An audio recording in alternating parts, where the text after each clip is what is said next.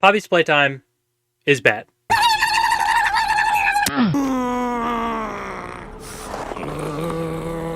Yeah, I don't really want to harp on this point much because I feel like everybody really knows that Poppy's Playtime is straight up poopy doo-doo garbanzo beans kind of game.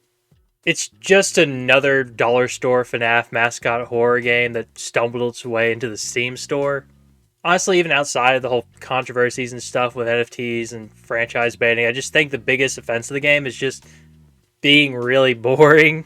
If I'm being completely honest here, I'm going to admit that I only really know of this game because of its continued descent into mediocrity through watching Pyrocynical play it for all his slot videos. So yes, that does unfortunately make me a fake gamer girl.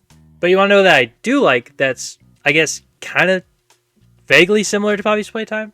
Nicktoons Attack of Toy Bots. It was an amazing classic platformer on the Wii and one of the games I have the most fond memories of playing when I was a child. I think I mentioned it before if you go way back in my video history, but I brought it up there, and it's still something that brings me a lot of warmth, remembering that nostalgia of that game. Playing all day on snow days from school, finding the different unlockable characters in the game, the difficult platforming challenges were really fun. I loved getting the cheat codes from those old cheat code explosion books. Oh, I miss life before 2016.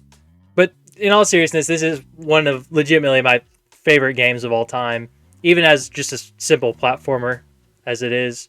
And if I'm being completely honest, this does just come a lot from the childish awe of getting to explore a giant toy factory and fight off crazy toy abominations, as well as the challenging but fair platforming sequences. Could go on a rant here. I choose not to. Now, if I haven't made it blatantly clear, like I said before, I do really enjoy this concept of exploring a toy factory, which is one of the reasons why Poppy's Playtime really upsets me, considering it has all the potential right there to be super fun, but I feel like it flops on its face trying to copy things that came before it. Due to this investment, while watching the aforementioned Pyro Slot videos, I had a pretty fun idea of forcing Poppy's Playtime to actually be a cool and fun and unique idea, instead of just trying to ape off Five Nights at Freddy's with stupid little baby puzzles. And honestly, the first idea I came to pretty quickly is one that I ended up sticking with because I think it's such a fun, cool idea for a game about a character stuck in a toy warehouse. And that's just making it a retro-style shooter. Think of games like Doom, Duke Nukem, Ion Fury, and other stuff like it. And yes, this is how I'm going to clickbait the video. Once I came to the FPS conclusion, the possibilities really extended to me. The different kind of locations you could go to, twist on traditional weapon loadouts, bizarre enemies, and a simple story setup came to me pretty quickly. If we're trying to keep it kind of similar to Poppy's Playtime, I'm not trying to stick exactly to that game, because I don't want to. The game's kind of lame as it is, so I'm changing it up a little bit with just doing how I would if I was given the same, I guess, entry point of just making a first-person game based in a toy factory. Now, hopefully, by this point, you've been at least semi-sold on this idea a little bit. And if you are, and you would like to, I hope you care to join me on this little exploration of my childish ideas given bizarre form, I guess. However long this video turns out to be. But we can go ahead and get right into it with just some basic setup on basic gameplay. It's going to be pretty simple, but we'll make it pretty straightforward.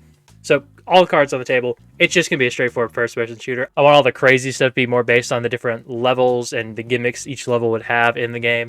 So, the only real gimmick I can see giving to the main characters, something I am taking from Poppy's Playtime, because they have it kind of as an idea, but I don't feel like they execute it the way I personally would have liked to, where they have the extendable hands that the player shoots out to solve puzzles and whatnot, and they just have different abilities.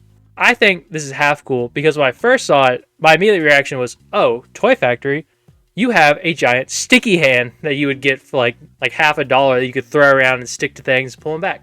And I thought this would be such a fun way of platforming in a 3D space that whenever I see it in-game and it's all just lame little powers used for one-off puzzles and then really never seen again, it's really upsetting. So yeah, the only real twist I have for the gameplay would be just giving the main character a sticky hand they can use to grapple onto ledges, pull themselves up, or pull physics objects to them, such as ammo packs, different environmental effects. Enemies, maybe even you could pull them in, like a Roadhog kind of meme.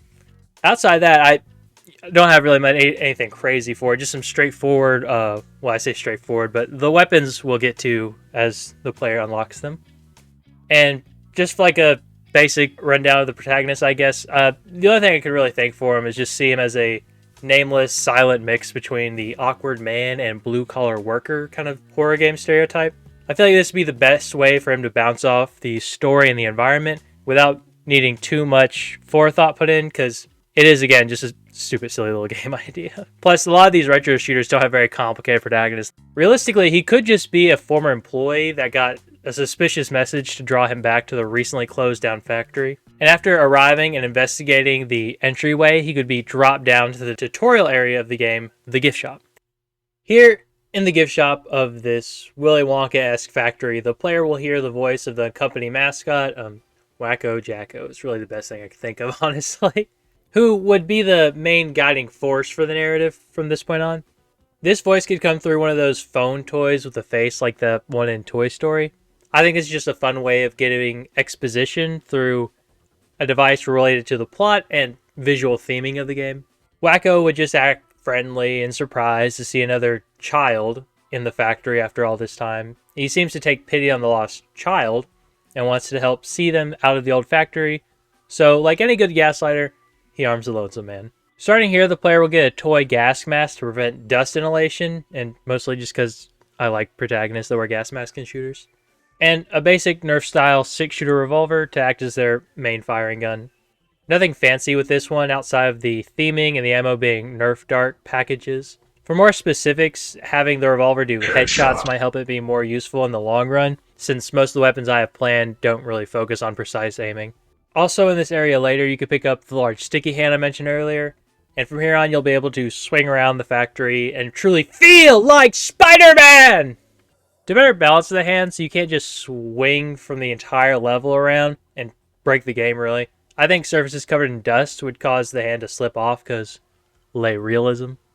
Plus, I think it'd be a fun system of having to wash the hand off whenever it gets dirty, so maybe there'd be like different taps around the environment you could use.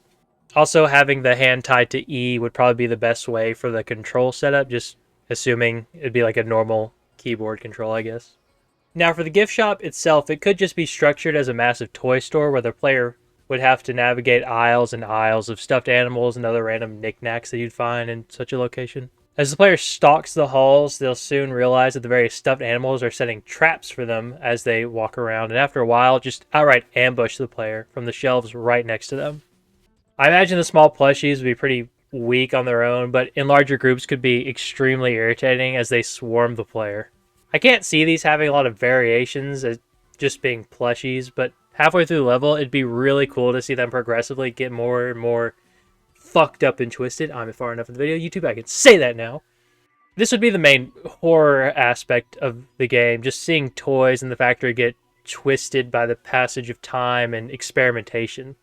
For the plushies themselves, just imagine them how the Frightfur monsters kind of look in Yu-Gi-Oh! As they haphazardly get mixed together and covered in spikes and blades and whatnot.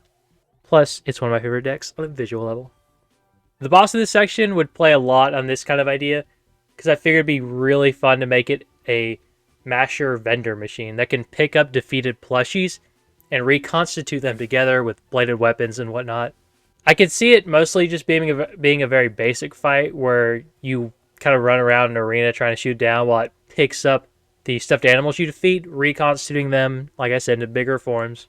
So the player would have to balance between the smaller enemies, whether they actually want to take them down or avoid them and focus on the main antagonist itself, or shoot all those down, or, you know, the fun way you'd have to balance it mentally. It makes more of a mind game out of the boss. It would just be a very fun way of testing the player's understanding the basic functions of the game, while also testing their ability to manage different enemy types at the same time. After this, the player can move on to the factory proper with my favorite section I came up with, the figure model molder factory. To start this section off, I want to go ahead and give the player a new weapon just to get themselves familiar with over the course of the level. A laser sword, very legally distinct from any other laser-based melee weapons. The laser sword itself could be a bit stronger than the basic melee punch I imagine the game would have, because every first-person shooter game has that. But to make it a bit more unique, I think giving it an extra feature would be pretty fun. This could be something like the effect to stun anyone hit by it to help the player with enemy management, since that's kind of the main gimmick with these retro-style shooters.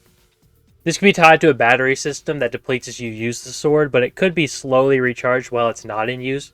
Kind of like a weaker melee version of the rail cannon from Ultra Kill. Now, after picking up this sword, a group of little spacemen action figures would recognize the player as the chosen one they've been waiting for. Due to your ability and size to actually lift the laser sword, they decide to take you back to their main headquarters in the factory proper. Here's the fun part. Now you'll get to meet the three main factions that rule over the model molders.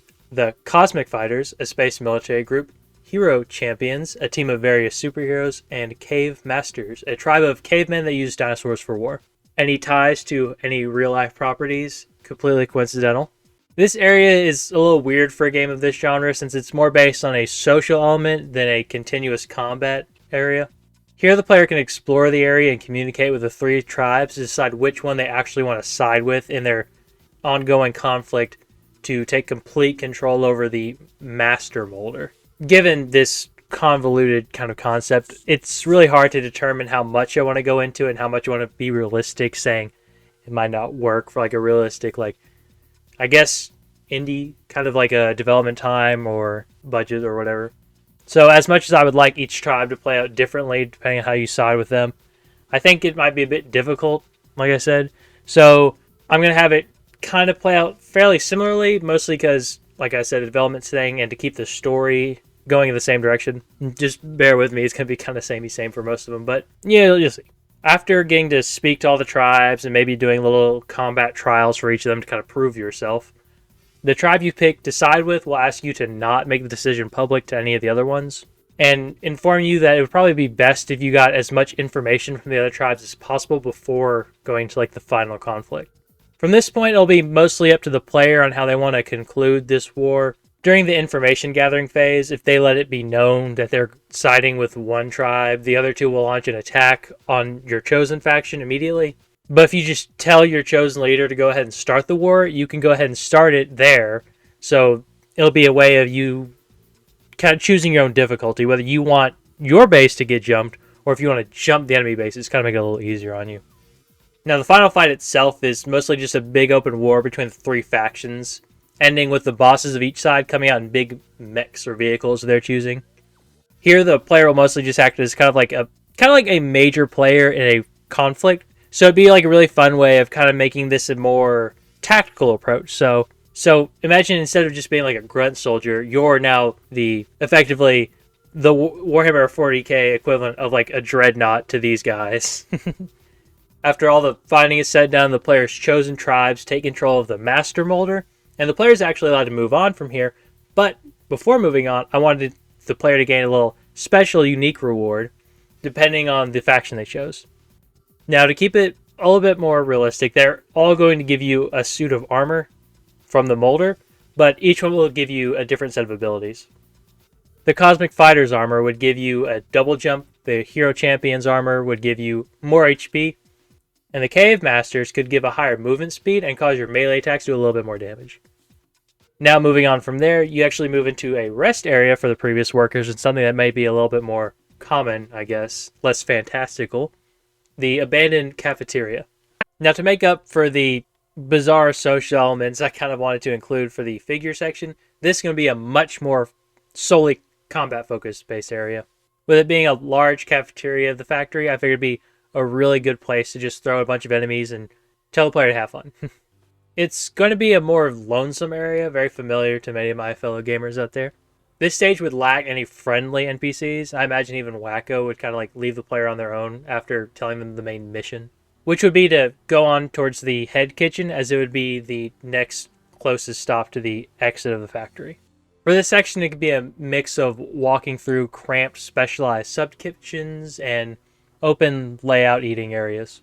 The enemies here could be different serving bots that would have gone berserk after being purposeless for so long. Things like tanky snack vendors, quick little waiter bots, and trap-laying cleaning bots can run around the stage and attack on sight. I can definitely see this setup lending very well to a kind of stealth gameplay style for this part. I don't have any plans to expand on that, but I mean, just a fun thing you could do with the player being able to juke the AI around if they can kind of realize the radius of their sensor patterns, I guess. In terms of the weaponry to be found here, I kind of have two traditional firearm types with a fun food-based twist to them. Firstly, the classic pump shotgun, but now shoots a blast of flamin' hot popcorn that also burns anything it hits, dealing slow damage for a short time. What? No, I'm not talking about woman chip. Secondly, a rocket launcher, but the military-industrial complex was based in Ireland.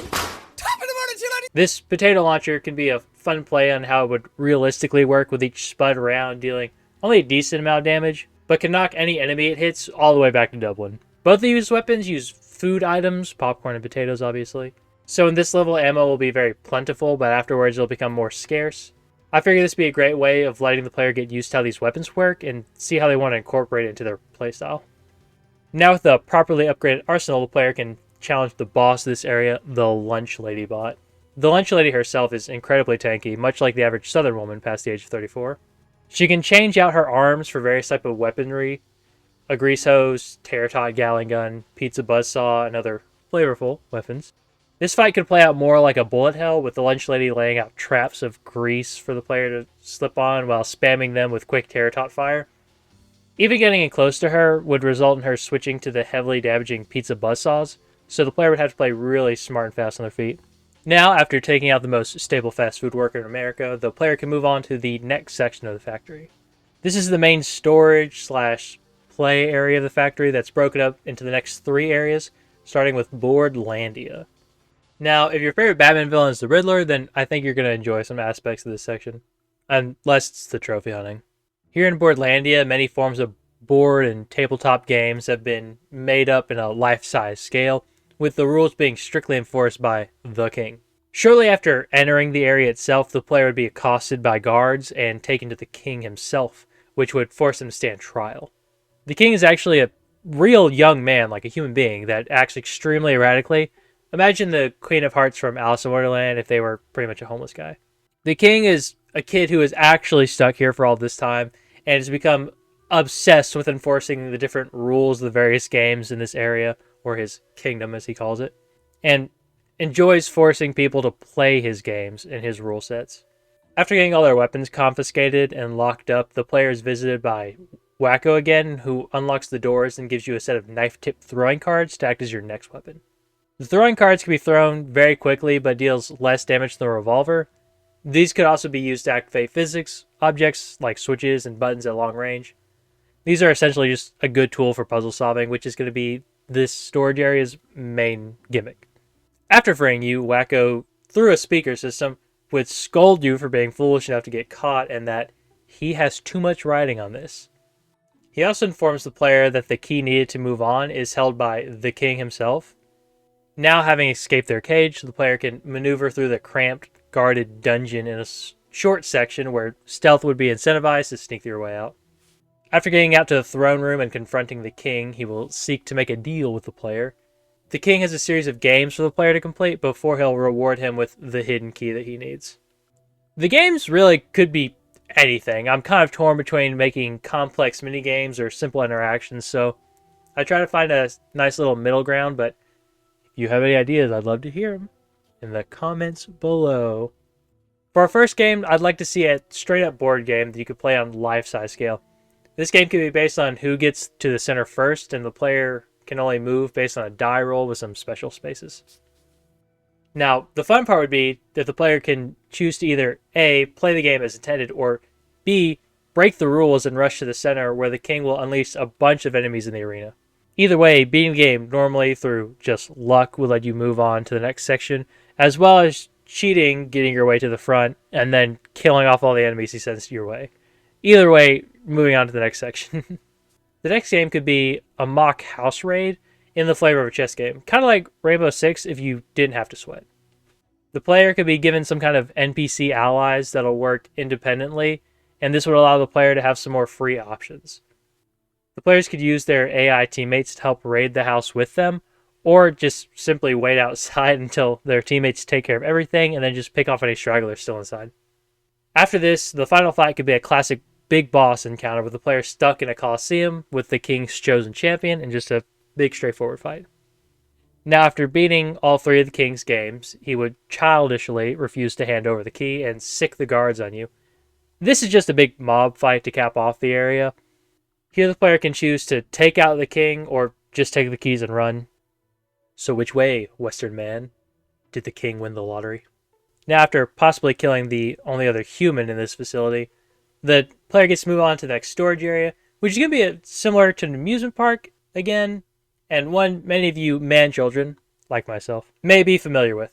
Knockoff Legoland. Here, the section is going to be pretty similar to the Master Molder room, and that's going to be another amalgam setting. Builder blocks, Legos essentially, have been constructed into various environments here, like fantasy villages, moon bases, ancient martial arts dojos, etc., etc. However, unlike the action figures, these peoples actually live in harmony with each other. The only conflict the residents seem to speak of is the evil brick dragon lord who leads raiding parties that destroy the environment and quickly builds them back together in his image.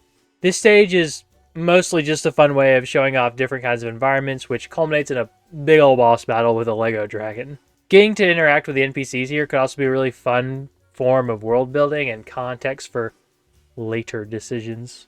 A fun gimmick for this stage could be the ability to build constructs from piles of blocks the player could find. These could be used for optional challenges like rebuilding the villagers' buildings, setting up defenses for raids, and even building cannons to bombard the dragon's lair. I don't know if this should be up to the player's choice on what they want to build or fixed based on the pile like the actual Lego games do. The latter sounds more balanced, but being able to build cannons into random houses just sounds base as hell. For a new weapon here, I think the villagers could give the player a bucket of green army men, which act as a turret and spray down holy M16 fire on any Viet Cong that crosses their path. I mean toys. These buckets would be most balanced if they could be destroyed by enemies, and only one could be placed at a time. Now, the different sections of the city could be based on different themes for building sets. Metropolitan City would make a good simple starting area, where the player can get used to interacting with the villagers and building blocks. A general space theme area would also be pretty cool, where the player could build jump pads and laser cannons for some creative action gameplay. And finishing with a medieval-themed area to lead up to the dragon would help set up the fight and have some unique set pieces, I think. You could even have it so that the player can move through the village to get to the castle, where they could build trebuchets, ladders, and bridges to control the stage layout a little better, and have some pretty good heavy attacking options. Now, for the final area itself, themes could converge on a mountain set where the player can build all of the previous stage objects to have an even greater level of gameplay options. The Dragon Lord could send his minions to attack and fly around breathing fire on the player for the fight. The dragon itself could be taken down for massive damage with any of the heavy stage constructs, which could also be used to stun it for a bit. After defeating the dragon, the door to the next area can be found at the top of the mountain, where the player can experience a massive visual shift from a colorfully vibrant world to a damp, cold corridor of the Hydro Center. Here in the Hydro Center, many of the water-based toys and equipment take center stage. I imagine the stage could look similar to a chemical plant from Sonic 2, with pipes of slime shooting all throughout parts of the factory. After entering, Wacko tells you that this is the last area you need to traverse before you can reach him. He would also warn you how dangerous this section is and that there are many enemies to look out for. These enemies could be various water-based toys, things like gelatinous slimes and water gun-toting action figures. Adding on to this a little bit more, I'd love to have the level constructed like a setting to an Alien movie, forcing the player to maneuver through dense corridors while looking out for sneak attacks. Most of this could be some classic horror shooter gameplay. Looking for key cards and hacking terminals would be a fun way of bringing in classic tropes into the later game. Also, having plenty of combat sequences would be a good way of giving the area its own feel, since most of the other areas are mostly puzzle, navigation, or social based. I'd personally have it where if the player fails a hacking puzzle or goes into specific areas, they'll get surrounded by enemies, while in other places they could have a small group ambush them instead. I'd personally have this where if the player fails a hacking puzzle or goes into a specific area they're not supposed to be in, they'll get surrounded by enemies, whereas if they sneak around correctly and get the hacking puzzles done right, they can actually avoid fights or get the jump on enemies themselves. This is just a more interesting way of having the player semi-dictate the difficulty of the enemy encounters by using their own knowledge. And for this area, I want the player to mostly feel isolated and fearful for a constant danger. And to this extent, I really want the boss to be kind of mixed between a xenomorph and the blob from that one movie, Monsters vs. Aliens, that was it. Seeing it pop in and out of the vents and oozing through tubes would be a really cool way of showing glimpses of it while not giving away too much of its form or abilities. The fight itself could consist of having to freeze the boss before it can be damaged for a short time. This would involve hitting switches that could lower the room temperatures or freeze water on the ground. Another challenge could come from having smaller enemies also swarm the player, but they could also freeze when the boss does. After finally beating the boss, the player can finally enter the deep storage to meet Wacko. Except it's not deep storage, it's actually the factory furnace room. Here the player is locked inside and forced to fight through torched reject toys to find the source of Wacko's laughing, which will be an audio indicator throughout the entire level. Although, maybe sparsely put in, because I can imagine how that'd be really irritating. Finally, finding the source of his laughter, the player finds Wacko as a broken down PC in the middle of uploading their consciousness to a new body that could have only been made with the help of the player.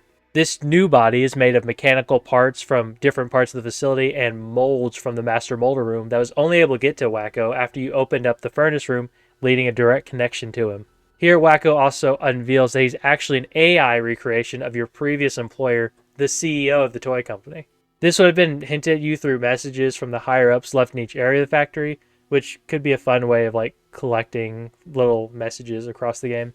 After thanking you, he starts sending out enemies to kill you while he finishes uploading his AI into the new body. This fight is going to be a big wave of enemies who will focus on protecting Wacko if you try to attack him.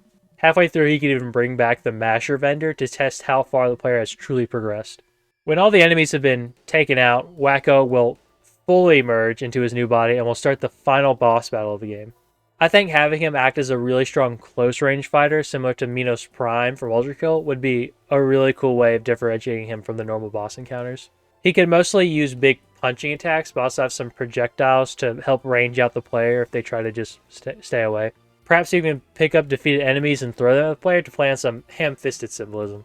Once Wacko is beaten, he combusts and sets the factory to explode. Now the player is given the choice to either disarm Wacko's body and save the factory and all of its inhabitants, or get out as fast as possible and leave the factory to burn. I figure this would be a fun way of letting the player decide what they think should happen. While the factory is filled with murderous robots and toys, there are still a few that aren't nearly as violent like the brick villagers. Either way, this is where the game would reasonably end. I could think of a couple of ways to encourage replayability, like collectible figures in different levels and locations for a model viewer, for one. Another one could be different difficulty modes or some mode that lets you augment aspects of the level, like the amount of enemies that spawn in or damage values for specific areas. This would be a just for fun game mode, just to fuck around and experiment in, but that's all work for another day. But that's been my little toy shooter video, so I hope you liked it. If you had any thoughts about the ideas, please let me know. I mean, it's just a fun little idea I had want to throw together. Ended up taking me a little bit long, if you couldn't tell by the jump in time between uploads there. Sorry, I just had a lot of personal stuff going on and had to work through that. But I think I'm going to be trying to get more videos put out quickly. I have some ideas in the works, more gameplay stuff and whatever, but I'm going to try to branch out and just have fun with it, If you like any art you saw during the video, if you want to see anything similar to it, you can check out all my social stuff, whatever. Twitch, Newgrounds, Instagram, I'll have that all in description, whatever. I don't know where these things are supposed to go. But, if you did enjoy the video, feel free to do all the fun YouTube stuff. Subscribe, like, comment, bell, whatever. It's all good. Do as you please. I hope you did enjoy. Any thoughts, criticisms, anything like that would be really helpful in the comments below. I actually do really like getting to see criticism because it helps me evaluate where I can take my content better in the future, and it helps me think more. I think I got one really good comment on my Sonic video earlier, which really appreciated. It was really insightful into a viewer suggestion for what they think I could do there with my videos, and I appreciate it a lot. So, as I said, do any of that if you want, and if not, I guess just dislike the video and I'll cry myself to sleep or whatever. But it doesn't matter. Either way, I will post something else in the future, so I'll be there, and I hope you'll be too. So I think that's all I wanted to say. So I'll see you when I see you.